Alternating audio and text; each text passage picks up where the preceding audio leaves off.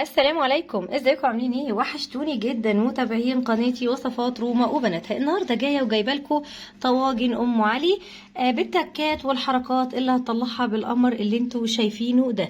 فكره الفيديو بسيطه وسهله، اتمنى ان شاء الله انها تعجبكم. تمام. حابه بس كده اقول لكم ان انا كان عندي كده شويه مكسرات حبيت احطها على ام علي، لان ام علي طبعا بالمكسرات بتبقى طعم تاني وريحه تانية خالص، بتبقى حلوه جدا. وتخيلوا بقى كده لو احنا ضفنا على ام علي صوص شوكولاته، يا ربي على طعمها هيبقى حلو جدا جدا ان شاء الله. اللحظه المنتظره بقى كده واحنا بوريكم طاجن ام علي من جوه.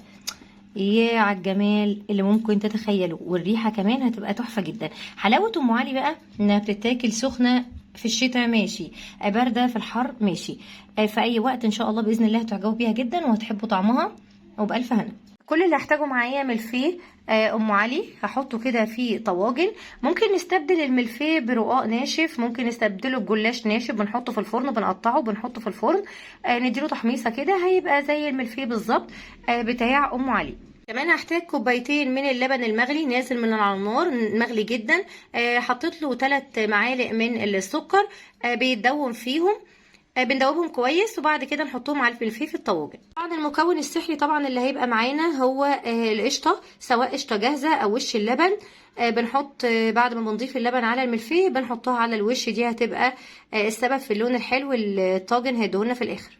هنبدا كده نضيف اللبن، نغطي الملفيه وزي ما انتم شايفين اللبن بيغلي. اهم حاجه بس نغطيه كده. تمام. بنحط اللبن كده على الملفيه ونغطسه كده بالمعلقه خلاص كده عشان يتشرب بس اللبن، وبعد كده بنبدأ نحط بقى القشطة.